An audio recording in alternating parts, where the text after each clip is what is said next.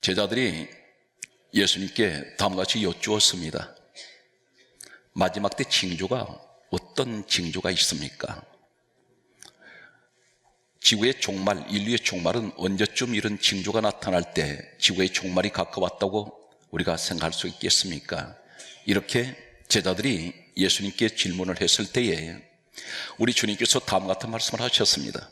마지막 때 세상 말세의 징조는 마태복음 24장 37절에 이렇게 말씀하고 있습니다. 노아의 때와 같이 인자의 임함도 그러하리라. 예수님 다시 오실 재림 때가 되면 모든 우주의 모든 것은 끝이 납니다. 그때가 언제입니까? 노아의 때와 같다고 말씀하고 있습니다. 그리고 또 한 가지 제자들이 다음 같은 질문을 또 했습니다. 마지막 때 종말의 때가 또 어느 때입니까? 어떤 징조가 있겠습니까? 했더니 우리 주님께서 또 말씀하시기를 누가복음 17장 28절에 다음 같은 말씀을 하고 있습니다. 롯의 때와 같으리라. 그렇게 말씀하셨습니다. 노아의 때가 어떤 때일까요? 롯의 때가 어떤 때였길래 그때가 오면 세상 말세의 징조가 시작되었다는 것을 말씀하고 있는 이 노아의 때를 먼저 소개하겠습니다. 창세기 6장 5절 말씀을 소개합니다. 하나님께서는 홍수 심판으로 천지를 물바다로 만드시고 모든 생물들을 물로 썰어버리실 때에 이때 상황이 어떤 상황이냐면 성경이 이렇게 정언하고 있습니다. 죄악이 세상에 가득하여 이렇게 말씀하고 있습니다. 죄악이 세상에 가득했다는 이 말은 어쩌면 이 시대를 그대로 조명을 하고 있습니다. 이 세상은 온통 죄악이 가득합니다. 이 가득하다는 오늘 성경 원어의 의미는 어떤 것이냐면 흘러 넘친다는 것입니다. 세상은 죄악이 흘러 넘치고 있습니다. 그리고 다음 같은 말씀을 하고 있습니다. 창세기 6장 5절은 계속해서 주님께서 말씀하신 그 말세의 징조 가운데서 노아의 때에 대해서 다음 같은 말씀을 하고 있습니다. 사람의 마음의 생각이 항상 악한 것을 하나님이 보셨습니다. 과연 이 세상은 의인이 있을까요? 선하고 착하다고 말합니다마는 모든 사람에게는 죄성을 가지고 있습니다. 예수님께서 이렇게 말씀하셨습니다. 마지막 때의 징조는 처처에 기근이 있고 그리고 지진이 처처에 있을 것이며 전쟁이 일어날 것이고 가장 중요한 말씀은 사람들 마음에서 사랑이 식어지리라. 오늘날 교회만큼 사랑이 없었던 시대도 없었습니다. 무차별하게 교회 안에서 싸웁니다. 목사와 성도가 멱살을 잡고 싸우고 있습니다. 같은 예배를 드리고 있는 같은 장소에서 스피커에 확성기를 틀어놓고 양쪽에 나누어서 예배를 드리고 있습니다. 하나님 그 예배 받으실까요? 이러한 시대가 말세의 징조라고 할 수가 있겠습니다. 그런데 여기에서 홍수 심판으로 세상을 물바다로 만드시고 전부 써버리실 때에 유독 한 사람을, 이 가정을 살리셨습니다. 그 가정은 노아의 가정입니다. 그리고 이 노아의 가정의 7 식구를 노아를 통해서 구원하신 우리 하나님, 왜 하나님은 노아의 가정을 구원하시고 살리셨을까요? 세상이 온통 죄악으로 가득하고 사람들의 마음이 항상 악한 그 시대에 노아를 하나님께서 선택하신 이유가 무엇일까요? 성경은 이 사실에 관해서 신약 성경에 다음 같은 말씀을 하고 있습니다. 베드로후서 2장 5절은 이렇게 말씀하고 있습니다. 의를 전파하는 노아와 그 7 식구를 보존하셨다고 이렇게 기록되어 있습니다. 하나님이 지키셨다고 말씀합니다. 의를 전파하는 노아, 무엇을 말씀합니까? 하나님께서는 그 의를 전파한다는 것은 하나님 나라를 전파했고 복음을 전하는 자라는 것입니다. 하나님에 대해서 이 노아는 어떻게 의를 전파했을까요? 하나님께서는 천지를 물바다로 홍수로 심판하실 것을 노아를 통해서 말씀하셨을 때에 노아는 모든 사람에게 그렇게 외쳤을 것입니다. 하나님의 심판이 다가오고 있습니다. 하나님께로 돌아오십시오. 죄에서 돌아서십시오. 그렇게 수없이 외쳤던 사람이 노아였습니다. 그는 바로 전도자이며 하나님의 정인이었습니다. 하나님이 누구를 관심을 두시고 누구를 구원하시고 누구를 지켜주실까요? 바로 오늘날 한마디로 총체적으로 결론적으로 말씀을 드린다면 하나님의 정인된 사람, 다시 말해서 전도자입니다. 하나님은 전도자를 얼마나 사랑하는지 모릅니다.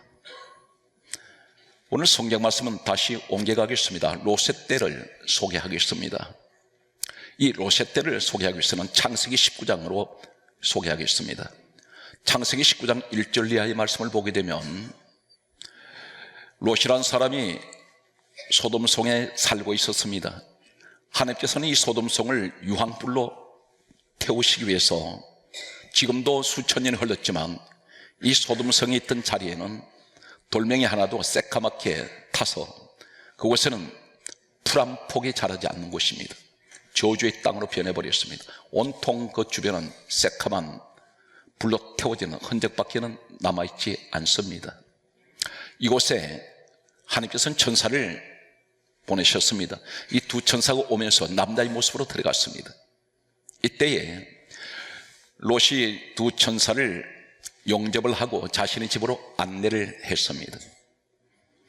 이 광경을 본 소돔의 남자들이 있었습니다. 창세기 19장 4절은 다음같이 말씀을 하고 있습니다. 노소를 막론하고, 이 말씀이 무슨 말씀이냐면 노소란 말은 원어의 해석을 우리가 좀 더 정확하게 본다면 지팡이를 짚은 남자 노인부터 시작해서 이제 걸음마를 하는 남자 어린아이에 이르기까지 성경 강조합니다. 창세기 19장 5절 말씀이 이렇게 정언하고 있습니다. 롯의 집을 에워쌌습니다. 소돔의 남자들이 온통 롯의 집을 에워싸서 이렇게 말합니다. 그 집에 들어간 사람들 이끌어내라, 이렇게 말합니다. 끌어내라고 말합니다. 그러면서 하는 말이 우리가 그들과 상관하리라. 이 말씀이 창세기 19장 5절에 기록되어 있습니다. 여기서 상관이란 말은 원어에는 야다, 이 야다란 말이 어떤 의미냐면 동성 간의 성적인 관계를 말하고 있습니다. 바로 동성애를 의미하고 있습니다. 노인부터 어린아이까지 남자들이 온통 이 동성애의 혈안이 되고 있습니다. 하나님의 소돔성을 불러 태우는 그 타락상은 동성애에서 비롯되고 있습니다. 어느 정도의 성적으로 문란했느냐면 이 소돔성이 대상을 가리지 않습니다. 한 성경에 나타난 예를 보면 롯이 장성한 두 딸과 함께 소돔성을 빠져나왔습니다. 빠져나와서 굴로 피신했습니다. 이 굴은 수할성입니다. 굴에 피신했던 이 롯과 이제 결혼을 앞둔 두 딸이 굴속으로 피신했을 때에 두 딸이 다음 같은 말을 하고 있습니다. 아버지에게 술을 마시우게 해서 우리가 동침하자. 이렇게 해서 롯 아버지에게 술을 만취하게 만들어서 두 딸이 번갈아 가면서 아버지와 동침을 하게 됩니다. 여기서 두 아들이 태어났는데 바로 성경에 저주받은 암몬이라는 아들과 모압이라는 아들이 태어나게 됩니다. 장성한 두 딸은 결혼을 목전에 두고 있습니다. 인생의 가장 아름다운 꽃을 피울 수 있는 젊은 나이에 이 처녀들이 몸에 장신구나 액세서리를 아니면 귀금속을 가지고 나온 것도 아니고 그들이 소돔의 타락상이 얼마나 극명했는지를 보여주는 한 사건이 그들은 술을 들고 나왔다는 것입니다. 술병을 가지고 나왔습니다. 황급하게 도망치는 경황이 없는 상태에서도 그들이 챙길 것은 술을 그들이 가지고 나왔습니다. 그리고 근친상간, 이 성적인 이런 쾌락은 대상을 가리지 않았습니다. 하나님께서 이 소돔성을 불러 태우셨습니다. 이 동성에 우리가 그것이 옳다 그러다 비판하기 앞서서 한 가지 하나님의 창조 질서를 우리가 정확하게 알아야 됩니다.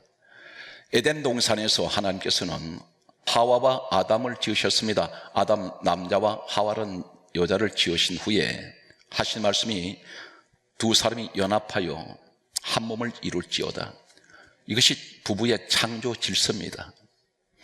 동성애는 하나님의 창조 질서를 정면으로 대적하는 것입니다. 하나님께 엄청난 죄를 짓는 것입니다. 하나님께서는 이 소돔성을 유황불로 태우실 때에 사전에 아브라함에게 말씀하셨습니다.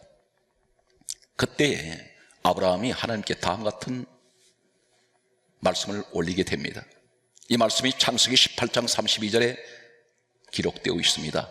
의인 10명이 있으면 멸하지 아니하시겠나이까. 이 의인이란 말은 하나님을 믿는 사람을 말합니다. 하나님 믿는 사람 10명이 소돔에 있다면 하나님 멸하지 아니하시겠나이까 했을 때 하나님께서는 다음과 같은 말씀을 하셨습니다. 의인 10명이 있다면 멸하지 아니하리라. 심판하시지 않겠다 했습니다. 그런데 불행히도 소돔성에는 하나님을 믿는 의인 10명은 없었습니다. 롯이라는 사람은 자신의 가족조차도 그는 전도하지 못했습니다. 두 딸은 타락해버렸고 자신의 아내는 소돔에서 나오다가 뒤를 돌아보는 이 롯의 아내는 소금 기둥이 되었습니다.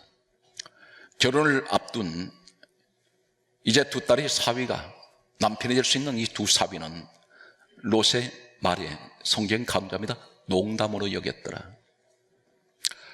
소돔성 심판은 죄인들이 있었기 때문에 심판받은 것이 아니라 의인 10명이 없어서 심판받았습니다. 소돔이라는 한 도시가 삽시간에 지구에서 사라져버립니다. 우리의 모습은 어떻습니까? 한 사람이 하나님을 제대로 믿는 사람이 그 집에 있다면 지금 그 집이 우상을 섬기는 집안이라 할지라도 나 한 사람이 바로 예수를 믿는 사람이라면 하나님은 이 한 사람 때문에 그 집에 우상을 섬기는 사람이라 할지라도 하나님을 믿는 이 사람 때문에 복을 주신다는 사실입니다. 소돔성에 10명의 의인이 있었다면, 하나님의 사람이 있었다면 이 소돔은 망하지 않았을 것입니다. 한 사람, 이 한 사람의 비전이 어떤 것인지 아십니까? 창세기 39장 5절 말씀을 보게 되면 구약에 나타나는 17세 된 소년 요셉이라는 사람이 있었습니다. 형제들에게 팔렸습니다. 은 20에 팔려서 그는 애굽이라는 낯선 땅으로 팔려갔습니다. 그리고 그곳으로 간 이 사람은 애굽이라는 곳을 갔는데 이 애굽은 참고로 말씀드리면 우상들을 섬기는, 잡신 섬기는 사람들만 모인 곳입니다. 그들은 하나님을 알지 못합니다. 그런데 하나님 사람 요셉이 애굽 사람의 집에 들어갔습니다. 이 사건은 창세기 39장 5절 말씀을 보면은 보디발이라는 사람 집에 요셉은 노예로 팔려갔습니다. 그는 아무 힘이 없습니다. 상품 가치입니다. 돈으로 주고 샀기 때문에 죽여도 무방합니다. 그런데 이 사람이 이 집에 들어갔을 때에 성경은 다음과 같은 말씀을 기록하고 있습니다. 강조하고 넘어가고 있습니다. 창세기 39장 5절 말씀을 보게 되면 여호와께서 요셉을 위하여 애굽 사람의 집에 복을 내리심으로, 이 애굽 사람이 누구입니까? 우상 섬기는 사람들입니다. 그들은 하나님을 알지 못합니다. 그런데 하나님 누구 때문에? 요셉을 위하여. 오늘 여러분들의 가정에, 내 가정에는 하나님 아직도 주님 앞에 돌아온 사람이 없습니다. 나 혼자만 지금 외롭게 신앙생활을 하고 있습니다. 그런데 하나님이 나 한 사람 때문에 내 가정에 구원받지 못한 내 가정, 아직도 우상 앞에 절하는 사람들, 그 가정에 내 가족이 있다 할지라도 하나님은 나 한 사람, 믿음의 사람을 통해서 그 가정에 복을 내리신다는 사실입니다. 성경이 이렇게 강조하고 있습니다. 여호와께서 요셉을 위하여 애굽 사람 집에 복을 내리심으로 여호와의 복이 그 집과 밭에 미치지 않은 곳이 없었습니다. 여러분 가정 되시기 바랍니다. 성경 말씀은 이렇게 말씀하고 있습니다. 계속해서 우리에게 말씀하시기를, 사랑하는 성도 여러분, 무엇을 먹을까, 무엇을 마실까, 무엇을 입을까.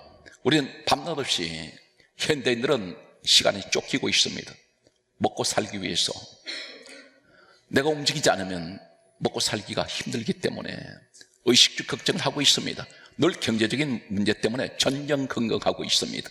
스가랴 4장 6절에 말씀하시기를 하나님께서 이렇게 말씀합니다.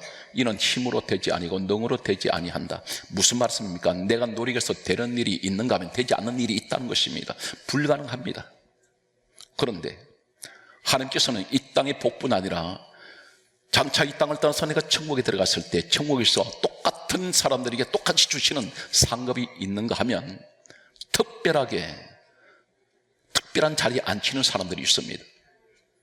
다시 말씀드려서 이 땅의 복과 하늘의 복을 동시에 받는 사람이 있습니다. 그 사람들이 어떤 것인가요? 우리 주님께서 이렇게 말씀합니다. 마태복음 6장 31절에서 32절 33절에 말씀하시기를 다음 같은 말씀을 하고 있습니다. 마태복음 6장 31절에 예수님께서 이렇게 말씀합니다. 염려하여 이르기를 무엇을 먹을까 무엇을 마실까 무엇을 입을까 하지 말라. 그 구하지 말라는 것입니다. 염려 가운데 있습니다. 오늘은 어떻게 살아갈까 염려를 하는데 우리 주님께서 말씀하시기를 그런 것은 염려하지 말아라. 의식주 때문에 걱정하지 말고 먹고 사는 것 때문에 걱정하지 말라고 말씀합니다. 그러면서 이렇게 말씀하고 있습니다. 마태복음 6장 32절에 말씀하시기를 다음 같은 말씀을 하고 있습니다. 너희 하늘 아버지께서 이 모든 것이 너희에게 있어야 할 줄 아시느니라. 알고 계신다는 것입니다. 하나님은 내 형편을 낱낱이 알고 계십니다. 그런데 왜 염려하지 말라고 하실까요? 성경 다음같이 말씀하고 있습니다. 마태복음 6장 33절에 말씀하시기를 너희는 먼저 그 나라와 그 의를 구하라. 그리하면 이 모든 것에서 더하시리라. 하나님 나라를 하나님의 의를 구하라 그랬습니다. 그것이 어떤 것인가요? 중요한 것은 노아는 하나님 의를 위해서 한 나라를 위해서 오직 하나님을 중심으로 살았던 사람입니다. 다시 말해서 그는 복음을 전하는 자였습니다. 그는 전도자입니다. 그는 하나님의 정인 되었습니다. 이러한 사람을 하나님께서는 지켜주셨습니다.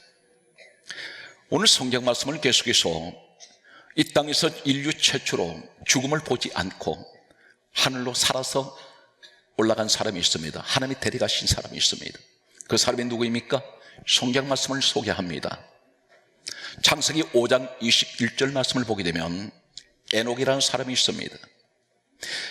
성경은 이렇게 강조합니다. 에녹이 65세 때에 그 아들 무두셀라를 낳은지라 이렇게 기록하고 있습니다. 그러면서 성경 강조하기를 창세기 5장 22절에서 24절까지 말씀을 보게 되면 이렇게 기록되어 있습니다. 에녹이 무두셀라를 낳은 후 300년을 하나님과 동행하더니 하나님께서 그를 데려가심으로 에녹이 이 세상에 없었다 말하고 있습니다. 그는 살아서 올라갔습니다. 도대체 이 에녹은 창세기 5장에 너무나 간단하게 에녹에 관해서 기록되어 있습니다. 에녹이 도대체 무엇을 했길래 어떤 사람이었길래 하나님께서는 이 에녹을 이 땅에서 300년을 동행을 하시고 그리고 그를 산채로 하늘로 데려가셨을까요? 구약 성경에는 에녹에 관해서 더 이상 언급하지 않습니다. 그런데 신약 성경에 와서 히브리서 11장에 믿음의 장이 다음 같은 말씀을 하고 있습니다. 히브리서 11장 5절 말씀은 다음같이 기록합니다. 에녹은 옮기우기 전에, 이 옮기우기 전에라는 이 말씀은 이 땅에서 하늘로 올라가기 전에 성경 한마디로 요약을 합니다. 하나님을 기쁘시게 하는 증거가 있었다고 했습니다. 에녹이 하늘에서 불 끌어내리지 않았습니다. 귀신 쫓아내지 않았습니다. 어떤 표적을 행하지 않았습니다. 단 한 가지, 에녹은 하나님을 기쁘시게 한 자라는 증거가 있었다 했습니다. 에녹이 무엇을 가지고 하나님을 기쁘시게 해드렸을까요?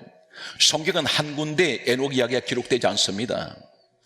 다른 성경 유다서 1장 14절은 그리고 15절까지 이 말씀 내용에는 에녹에 관해서 기록되어 있습니다. 하나님을 기쁘시게 해드렸던 에녹, 어떤 사건이 있었을까요? 성경이 이렇게 강조하고 있습니다. 유다서 1장 14절에 말씀하시기를 에녹은 예언을 했습니다. 어떤 예언을 했을까요? 다음 같은 예언을 했습니다.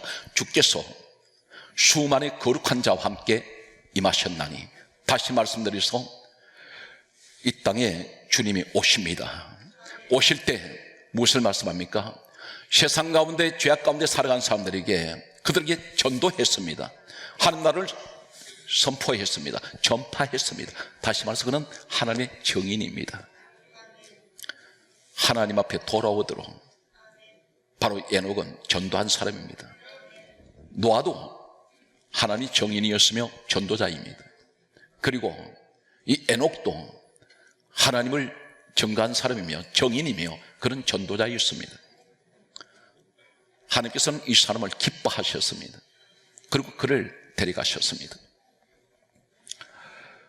이제 성경 마지막 책 계시록으로 소개합니다. 계시록에 보면 오늘 주제가 한 가지로 흘러내려갑니다. 위대한 믿음의 사람들, 이 사람들이 그렇게 사랑하셨던, 가장 사랑하는 사람 중에 사랑했던 사람, 구약의 두 사람이 요한계시록 11장에 기록되어 있습니다. 요한계시록 11장 3절 말씀을 보게 되면 두 정인이 나옵니다. 이 두 정인 가운데 성경이 이렇게 강조합니다. 1260일을 예언하는 사람이 있습니다. 동시에 요한계시록 11장 6절 말씀을 보게 되면 1260일을 예언하는 3년 6개월을 말합니다. 3년 6개월을 예언했던 사람이 있습니다. 이 사람이 어떤 사람인가요? 하늘을 닫아 비 오지 않게 한 사람입니다. 바로 이 사람이 누구입니까? 야고보서 5장 17절에 엘리야입니다. 엘리야라는 사람은 하나님 앞에 기도를 하면서 하늘을 닫아 비 오지 않기를 하나님께 기도했던 사람이었습니다. 또 한 정인이 있습니다. 이 정인이 어떤 정인입니까? 성경 말씀은 계속해서 요한계시록 11장 6절 말씀을 보게 되면 물을 피되게 하고 물을 피로 변하게 만들었습니다. 그리고 여러 가지 재앙으로 친 사람이 있습니다. 이 사람이 바로 누구입니까? 애굽에서 나일 강물을 피로 변하게 했던 사람, 모세입니다. 하나님께서는 이 사람을 통해서 성경에 나타나는 10가지 재앙으로 쳤던 사람이 바로 모세였습니다. 이 사람들은 한결같이 정인입니다. 모세를 살펴보면 모세는 이 땅에 성경 5권의 책을 기록을 했습니다. 창세기, 출애굽기, 레위기, 민수기, 신명기 5권의 책을 기록했는데 신학적으로는 모세 오경, 모세 율법이라고 그렇게 부르는 5권의 책, 이 책을 기록했던 이 사람을 가리켜 예수님께서 이 땅에 오신 우리 주님께서는 요한복음 5장 46절에 다음과 같은 말씀을 하고 있습니다. 모세는 내게 대하여 기록하였습니다. 예수님의 정인이었습니다. 정인되면 어떻게 될까요? 엘리야도 하나님의 정인이요, 모세도 하나님의 정인인데 우리 예수님이 누구신가요? 빌립보서 2장 6절에 근본 하나님 본체 되시는 분이 예수님이십니다. 그분이 하나님 본체십니다. 그분이 창조주십니다. 사람의 육신의 옷을 입고 이 땅에 오셔서 왜 오셨습니까? 죄인된 나의 죄를 대신해서 우리 주님은 십자가에 오르셔서 죄는 내가 지었는데 죄값은 우리 주님이 치르셨습니다. 그리고 우리를 구원하시고 요한일서 1장 7절에 예수의 피가 우리를 모든 죄에서 깨끗하게 하셨습니다. 그러므로 요한복음 1장 12절에 말씀하고 있습니다. 영접한 자 곧 그 이름을 믿는 자들에게는 하나님 자녀들의 권세를 주셨습니다. 우리는 예수 그리스도로 말미암아 모든 죄가 사함받고 하나님 자녀가 되었습니다. 그런데 이 엘리야와 모세, 하나님의 정인, 곧 다시 말씀드려서 예수 그리스도의 정인된 이 사람들을 성경이 이렇게 강조하고 있습니다. 누가복음 9장 30절의 말씀을 보면 예수님께서 변화산에 계셨습니다. 변화산에 계실 때에 하늘에서 두 사람을 불러내립니다. 그 두 사람이 누구인가 하면 바로 엘리야와 모세가 내려왔습니다. 모세는 예수님께서 이 땅에 오시기 전에 약 1500년 전의 사람입니다. 그런데 모세를 불러내렸습니다. 엘리야도 불러내렸습니다. 그리고 성경이 이렇게 강조하고 있습니다. 누가복음 9장 31절 말씀을 보게 되면 성경은 다음과 같이 기록하고 있습니다. 장차 예루살렘에서 별세하실 것을 말씀하셨습니다. 무슨 말씀입니까? 예루살렘에서 앞으로 주님의 십자가 지실 것을 그들에게 말씀하셨습니다. 엘리야와 모세가 예수님 앞에 당당하게 얼굴과 얼굴을 마주하고 서 있습니다. 무슨 말입니까? 우리 예수님 빌립보서 2장 6절에 강조합니다. 근본 하나님 본체 되시는 우리 예수님이 하나님 앞에 모세 엘리야가 얼굴과 얼굴을 마주하고 있다는 것입니다. 누가 주님 앞에 당당하게 설 수 있습니까? 정인될 때에.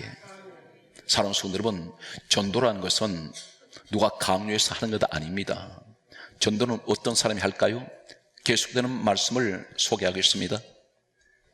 성경 말씀을 보게 되면 이 모세라는 사람은 신명기 34장 6절에 보게 되면 그가 120세 나이로 이 땅을 떠날 때에 성경이 이렇게 강조합니다. 신명기 34장 6절에는 모세의 무덤을 아는 사람이 한 사람도 없습니다. 모세의 무덤이 없습니다. 사람은 죽었는데 시신이 어디 묻혔는지 없습니다. 하나님이 모세의 시신을 거두셨습니다. 엘리야는 살아서 하늘로 올라갔습니다. 오늘 일련의 이 사건 속에 나타나는 사람들을 보게 되면 면면을 보면 전부가 하나님의 정인되었고 전도자가 된 그 사람들은 어떻게 됩니까? 에녹은 산채로 하늘로 데려가셨고 노아는 하나님께서는 모든 천지가 물로 심판하실 때 이 가정만 살려내시고, 그리고 엘리야도 산채로 하늘을 데려가시고, 모세는 죽었어도 그 시신조차 하나님께서 거둬버리시는 오늘 이런 놀라운 축복이 우리에게도 주어질 수 있다는 것입니다. 오늘 사랑하는 성도 여러분, 오늘 이 자리에 항상 어느 것이 가든지 예수님 정인 되십시오. 그리고 항상 예수 그리스도를 위해서 충성을 다하시는 천국의 그 보좌에 앉을 수 있는 여러분이 되시기를 주 예수님으로 축복합니다.